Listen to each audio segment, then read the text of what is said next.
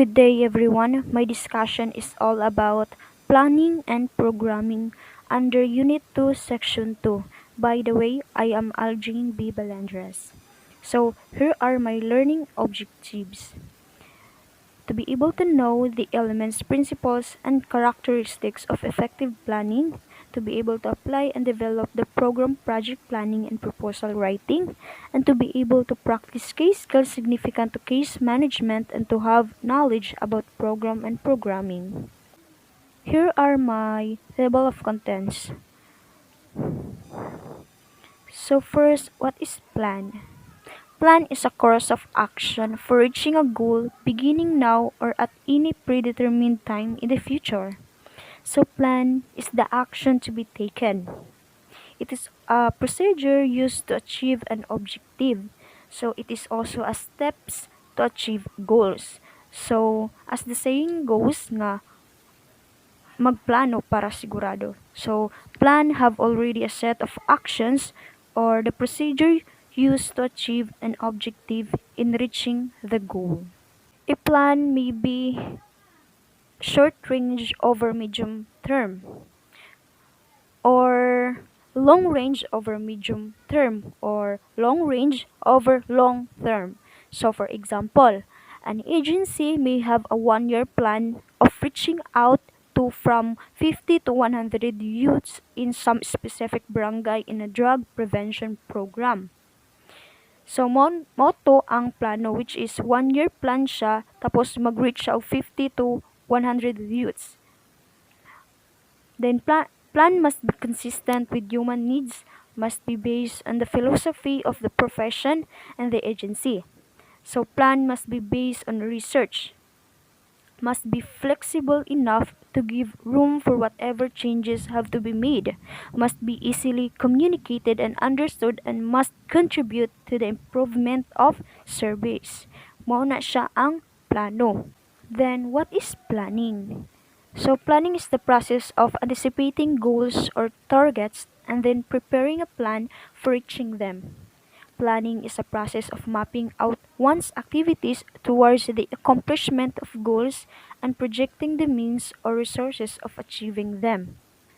So, planning is a process which should be participated in by those involved in implementation. So, ang involved sa implementation kay ang social worker, ang mga clients or ang targets sa planning o ang mga policymakers.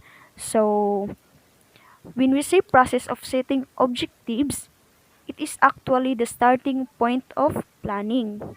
So, mapping out. Mapping out means to plan the details of something. Something means kanang programs or one's future. So, it is also a creation or maintenance of plan. And planning is thinking in advance what to do and how to do it. These are the reasons for planning according to Rex Skidmore. As the saying goes, we plan or we perish. Planning is needed in all levels of operation and every worker should do this as part of her or his daily routine. So according to Rex Skidmore, the reasons for planning are as follows: efficiency, effectiveness, accountability, and morale. So efficiency means ani is to achieve goals with a minimum of cost and effect. Ang effectiveness kay to achieve the desired result which is to help people in need. Third is accountability. Accountability means needed for evaluation and accountability to the public, to families, and to the clients. Morale. So, lastly, ang morale. Every staff member needs to understand exactly what to do and how to do the job. This can be achieved if the administrator and staff members jointly plan the total operation of the agency. So, ang involvement of everyone will give them the feelings of achievement and satisfaction. So, their feelings will make the difference in the social service delivery and contribute to high morale. Let's move to essential planning elements according to Ray Jans. To make concrete and real the things for which we strive, so mo ni siya ang essential planning elements. First, ang goal or the what. Goal means unsa ang atong gusto buhaton or unsa atong gusto kabuuton. So, another one is resources means procedures and methods or the how. So, para makabot nato ang atong gusto kabuuton, dapat natin mga resources, means, procedures, and methods or the how para ma-utilize nato ang mga resources and budget ug mga techniques nga atong pagabuhaton. So, third is people involved in achieving the goals or the who. Ang who is kinsa ang involved ani. Kinsa ang involved nga atong para makabot ang atong gusto kabuoton. Then, method of evaluation. Ang method of evaluation kay if aduna ba'y kulang or nasubraan ra, so dapat mag-evaluate gid ta. Then lastly is review conditions under which the plan will be implemented.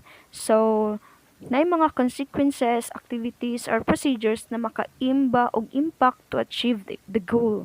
So, dapat mga mag-review conditions under which plan will be implemented para effective ang ato ang pagabuhaton nga mga plano. So, essential kini nga planning. Okay, let's move to steps in planning and types of plan. Types of plan na ay substantive plan, achieve program objectives, and procedural plan embodies various administrative mechanisms. Sa substantive plan kay designed to achieve program objectives. It calls for the formulation of broad issues confronting the program. So, for example, plans may be made for the different programs and activities to be undertaken to achieve the objectives. So, in order to achieve the objectives na mga plano nga gihimo nga nag-consist siya og mga different programs and activities para i-achieve ang objectives. Second is procedural plan kay this plan is designed for the organizational structure within which are embodied the various administrative mechanisms. So, example ani kay mga rules, guidelines, standard operating procedures, reporting requirements, and so on. So, according to Walter Ehlers, the major type of planning in any organization is resource planning. Take note, resource planning includes finances, facilities, equipment, supplies, and personnel. So, in steps and planning, natin recognition of the need for action. Recognition of the need for action is to recognize kung unsa ang atong pagabuhaton nga aksyonan. So, for example, kanang sa among barangay na may problema sa patubig, kulang mi og tubig. So, need na siya og investigation and analysis. Kung unsa ang hinungdan nganong kulang ang tubig namo dito sa barangay. So, need siya og investigation. So, para makuha na mo ang achieve na mo ang among goal nga magkatubig mi, dapat na may proposal for action. Ang proposal for action is mao ni siya ang mga kuan na kay project proposal na. So, pag humana na proposal for action is that natay gingon nga decision kung ma-providean ba mi og tubig or kanang usa ang angay nga pagabuhaton or mga decision para ma-achieve namo or ma-achieve namo ang amuang patubig. Characteristics of effective planning. First, be based on clearly well-defined objective or goals. Dapat gyud organize ang mga objective or goals. Second, be simple and easily understood. So, it means that dapat easy to access, dapat concise ang mga words nga atong pagagamiton. Dili ta maggamit og mga jargon. Then, third is be flexible. Be flexible enough kung naay mga happenings nga unpredicted. Mga unpredicted happenings, di man jud na siya malikayan. So, dapat flexible enough ang atong pagabuhaton ng mga objectives para sa atong pag-achieve sa goals. So, be easily analyzed and classified. So, easy to access dapat. And maximize existing or limited resources such as funds and personnel. Dapat ma-utilize nato ang mga resources ug ma-harness nato ug maayo ang mga resources. Principles of planning. According to Harley Tricker, these constitute the principles of planning. First, planning should grow out of the expressed interest and need of the persons who comprise the agency. So, planning should include the ideas of all rather than the imposition of one. Second, planning should have a share in the making of plan. So, it is axiomatic that persons are more important than plans, and that the meaning of planning in terms of its direct implications for people must be a first consideration. Third, planning must have an adequate factual basis. So, plans are based on facts, reflects the reality orientation of the planners. Fourth, planning have a process, which is face-to-face method. So, with more formal methods of committee work, ang face-to-face methods. So, here we have an opportunity to set in motion a network of influences that will make for acceptance and implementation of the plan with a minimum of objection and resistance. Fifth, the planning process must be individualized or particularized. So, dapat ang ang planning process must be individualized because of the differences in situations. Good planning calls for variety and a combination of approaches indigenous to the situation in which we are. So, must be particularized. Sixth, planning requires professional leadership. So, it is define his role and help others to understand it. 7. Planning requires the efforts of volunteers, non-professionals, community leaders, as well as professionals. So, it is a prerequisite to a satisfactory prosecution of a program. It is necessary to allocate and coordinate these responsibilities as well as to divide and integrate them. So, like for example, sa kanang kumanilhig ta, di ba? Kanang kung isa ra ka silig atong gamiton, so dili jud mahuman ang sagbot ug di jud mahuman og tipok ang sagbot. Kung daghan nga silig atong gamiton, so dali ra mahuman ang trabaho.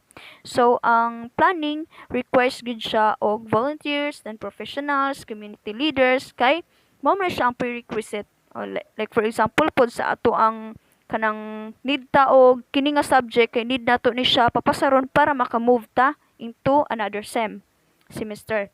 So number 8 kay planning calls for documentation and full recording.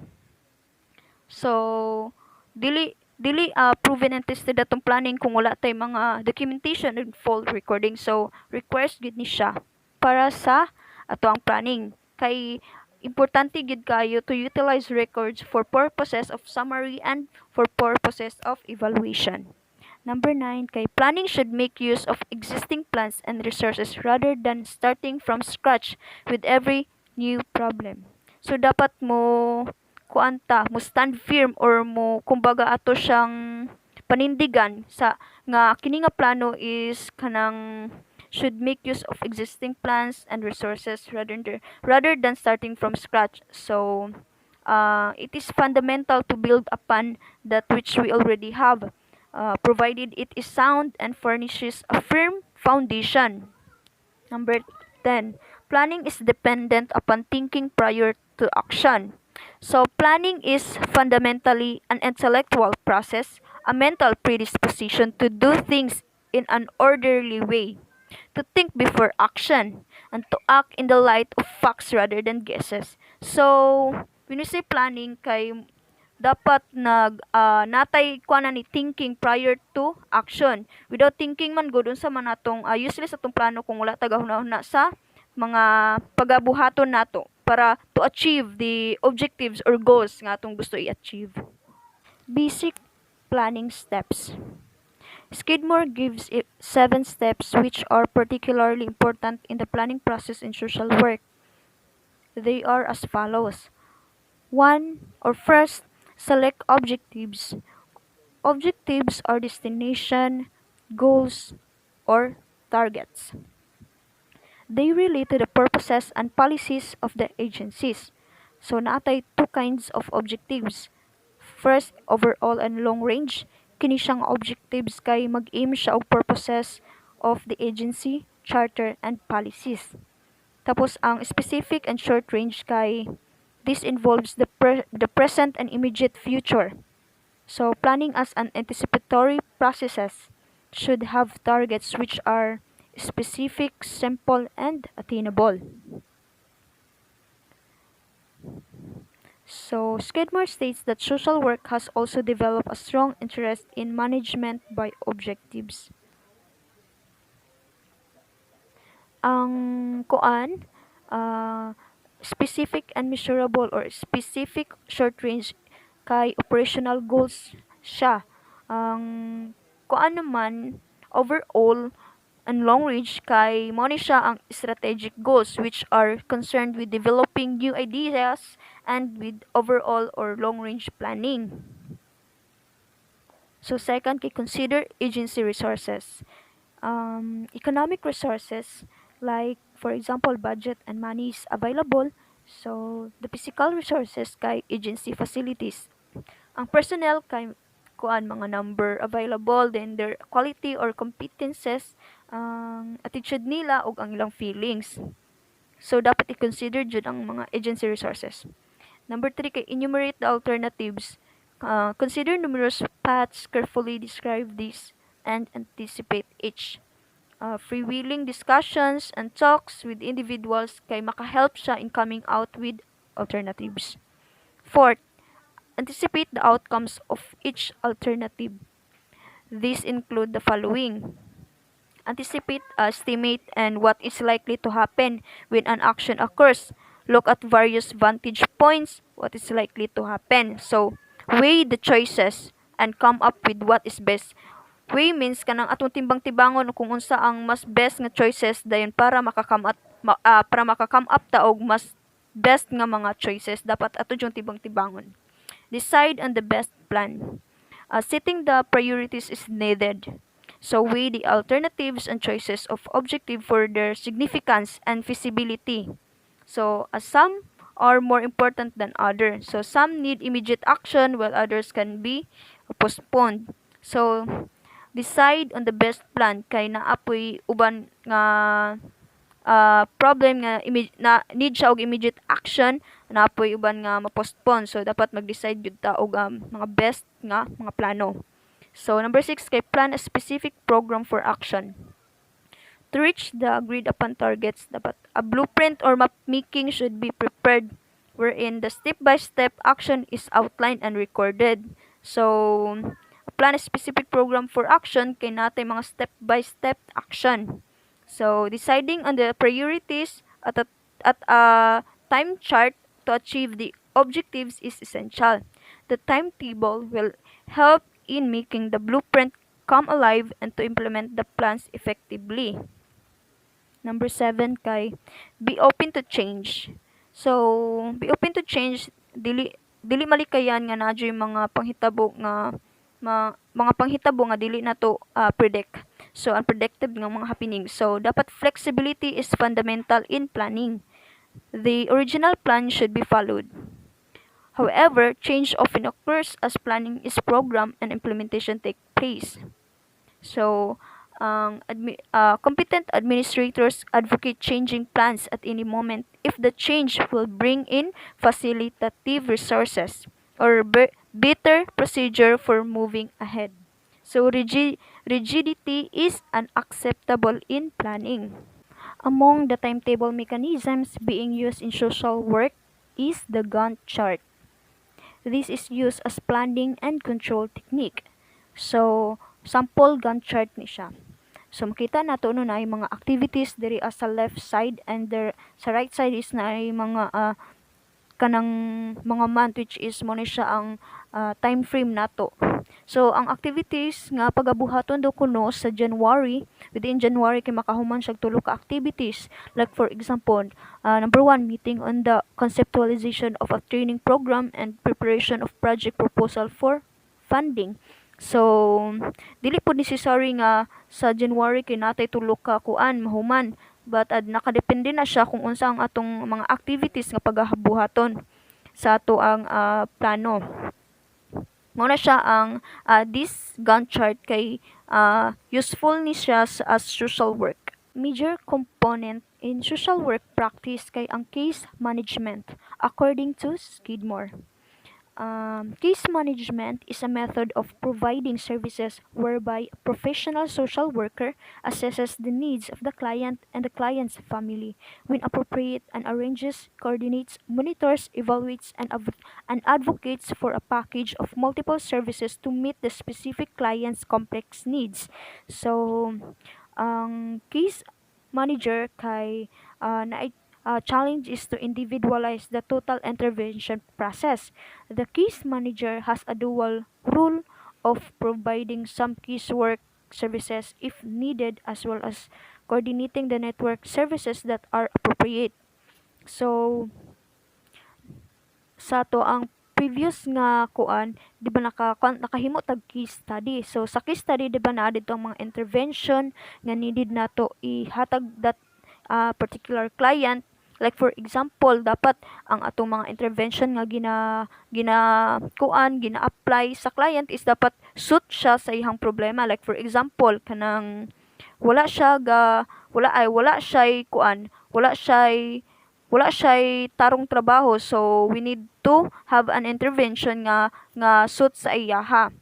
So ang case management kuno kay mo ni siya ang method of providing services.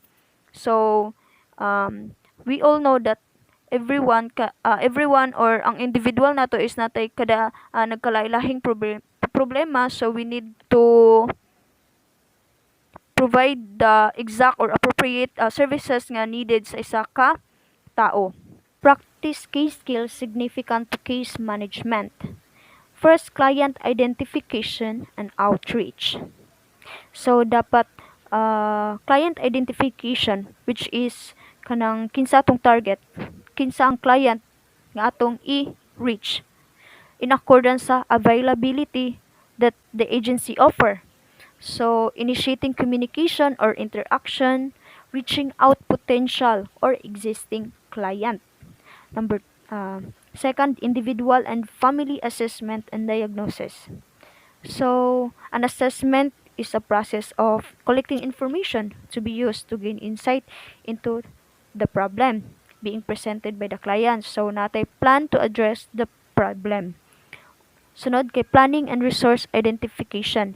So, planning and resource, mo ni siya mga resources nga atong ang atong identify such as the money, information, goods, and services to support development. Natay magplano ta og mag-prepare og mga activity. Then linking clients to needed resources. So dili jud mawala ang collaborations. So collaborations are important. The most important to address. The necessary one. To connect them with needed resources and opportunities, especially when clients are vulnerable or unable to advocate for themselves. Sunod kay service implementation and coordination means activities designed to help individual and families to locate, access, and coordinate a network of support and services that will allow them to live as a full life in the community. Sunod kay monitoring service delivery. Mo ni siya ang final piece sa case management process kay it is basically ensuring that the services are delivered as specified in the treatment plan and that the client is satisfied with all services. Number 7 or the last second to the last, advocacy to obtain services. So, simply means activity supporting a cause and trying to get others to support. It is also speaking up, affecting change, drawing attention to unimportant issues toward appropriate action. So, we need to have an appropriate action in accordance sa mga issues or mga problems. Number 8 kay it is done by evaluation kay it is done by collecting, analyzing, and reporting data. So, sa evaluation kay natay duha. So, program to conduct surveys and to measure outcomes.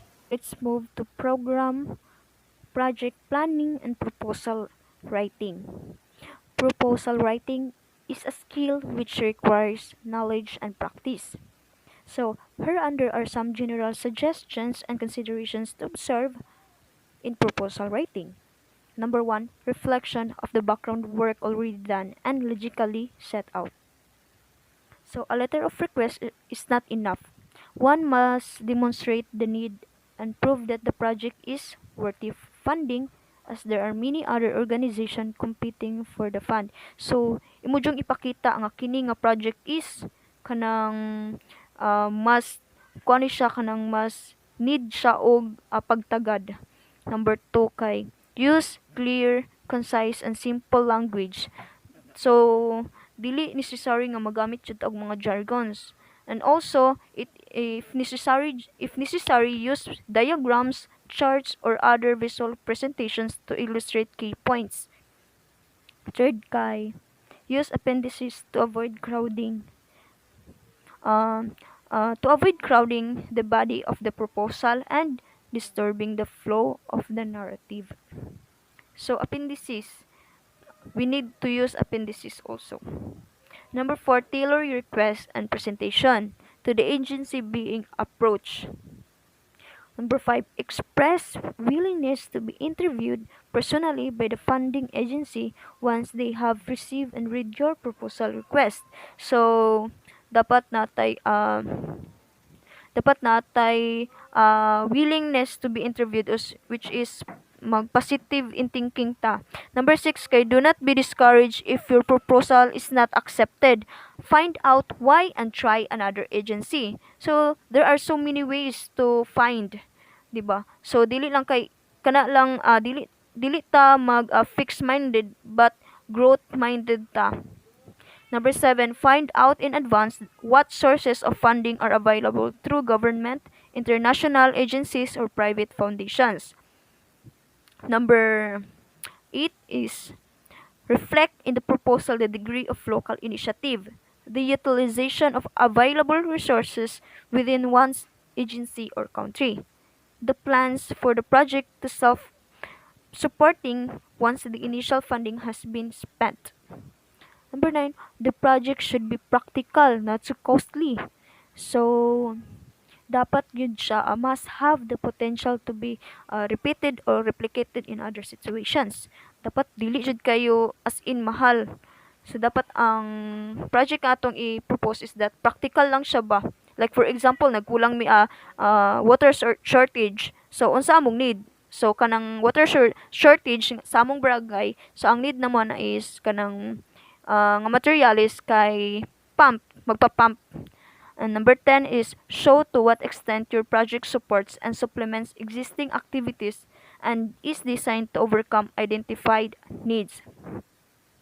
So, we need to have collaborations um, para masuportaan ato ang ato ang example sa katong water shortage. So dapat we need to have collaboration sa mga agencies para ma-fund natay fundings. Proposal format. The following headings and divisions constitute the proposal format. Number 1, title page. Ang title page can serve as both the title page and the cover letter for the proposal. So, it should include the following. Title project. Title project must be captivating. Letter B is name of person applying for funds. C is name of organization sponsoring the proposal. D is length and date of project. So, na-jud siya time bound. Number 2 is proposal summary. The first thing that a funding source will read is the summary, which may also be referred to as an abstract or synopsis. Diba sa research paper natay abstract. So sa proposal summary, kay mo ni siya ang ginatawag as synopsis or abstract. So the summary kay concise siya og description of the proposed project. It should be clear and specific. So dili gyud needed nga taas kay siya. So it should logically present the main features of the project and explain the importance of the problem. So dili gyud should not attempt to use technical jargon. So it should be described briefly who the proponent is, the scope of the project, and the project cost. Number 3, introduction and background development situation. So, kani nga section kay where the proponent identifies himself. In identifying yourself, you can, for example, cite the organization's goals and activities, how it started, anything unique about the organization, some of its significant accomplishments, what support you have received from other organizations and proponent individuals. Mao na siya ang what is capabilities and resources are in undertaking the project. So additional organizational information such as an annual report may be attached. So, explain the project's origin or context. Number 4 kay problem statement or assessment of need. Kung sa research natay problem statement of the problem, so there is a proposal is needed also. This section should make logical connection between the organization's background and the problems and needs that are to be resolved or met.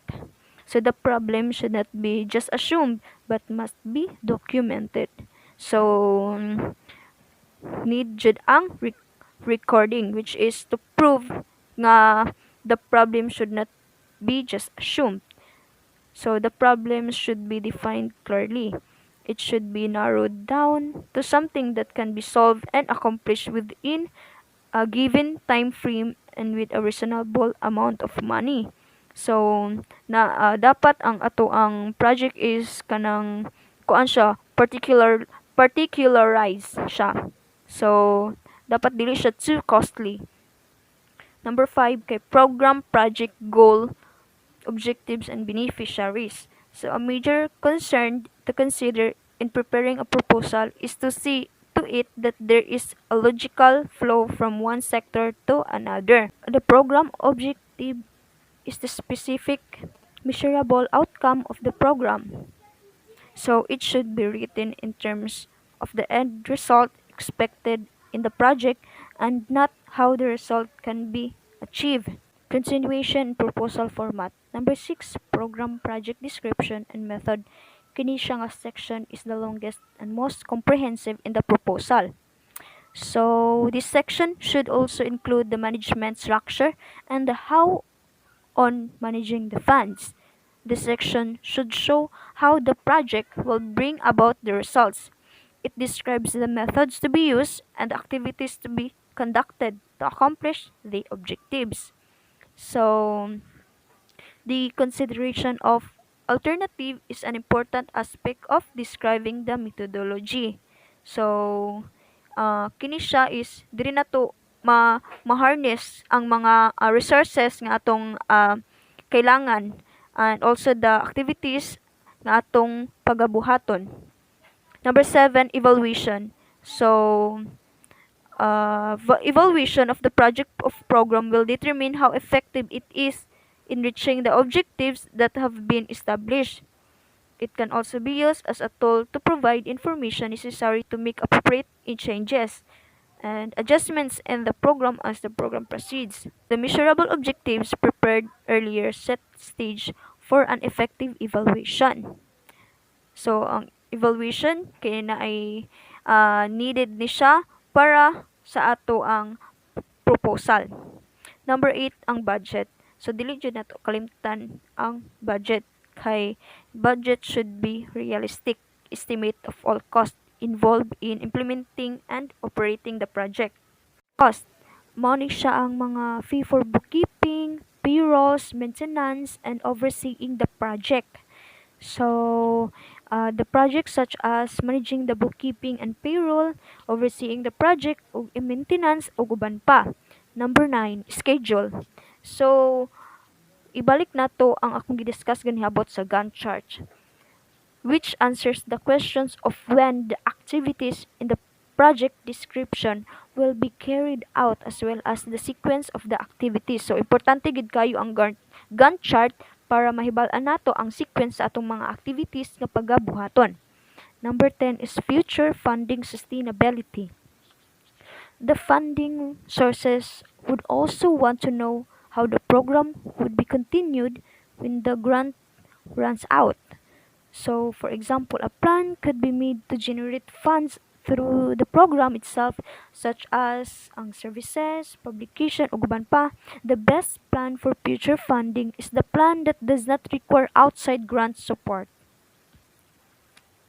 Sa budget, include diri ang space cost, mo ni siya ang mga actual rent and those which are being donated for use.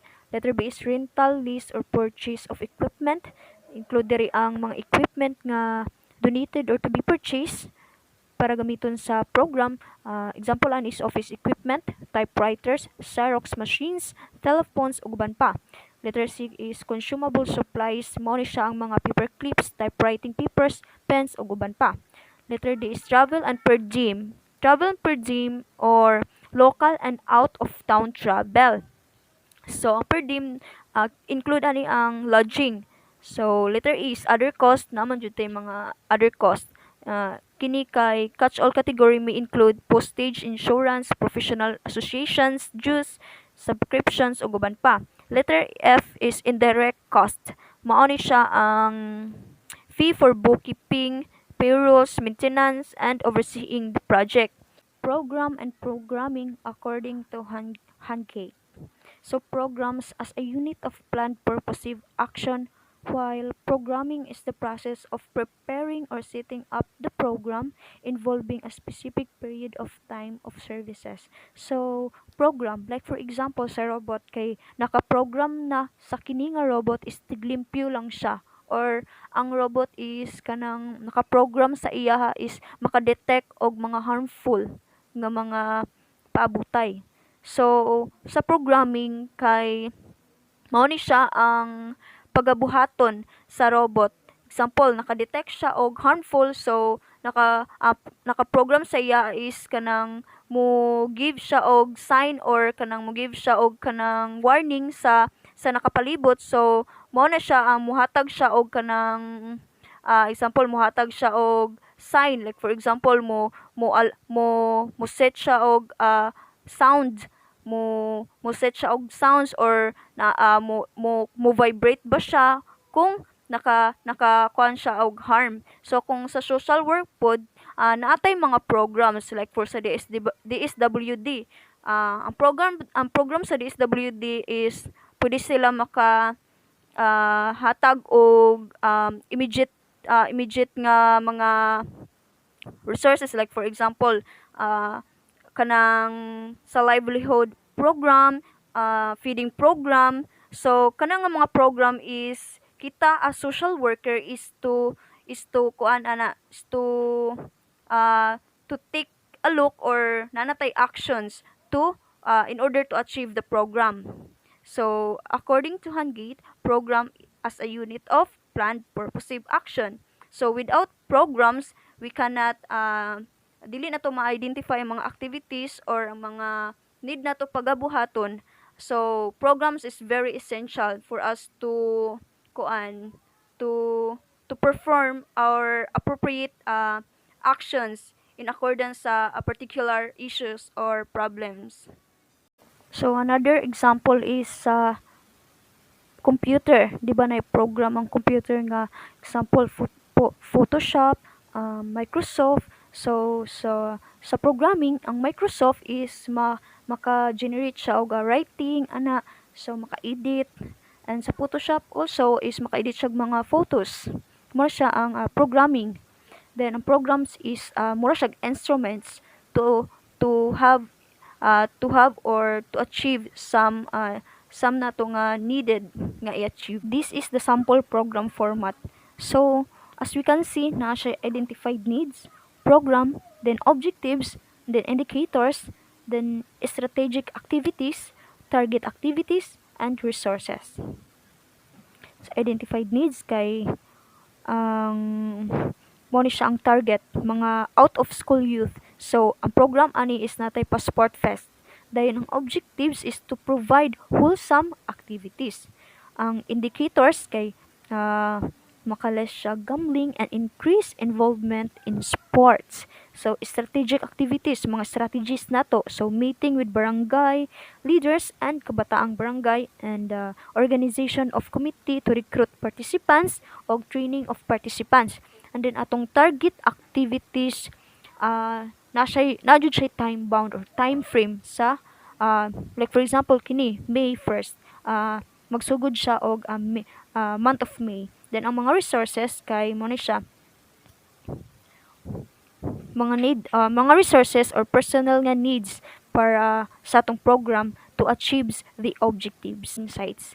In social work administration, planning and programming are crucial elements. Planning involves considering the actions necessary to accomplish the intended goals, whereas programming include putting these actions into a logical plan. Planning and programming are crucial to the administration of social work because they help to guarantee that resources are used effectively and efficiently to produce the desired results.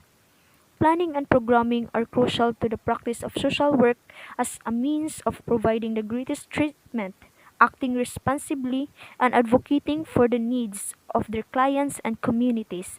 Social workers can help the clients they assist live happier, more fulfilling lives by using these skills.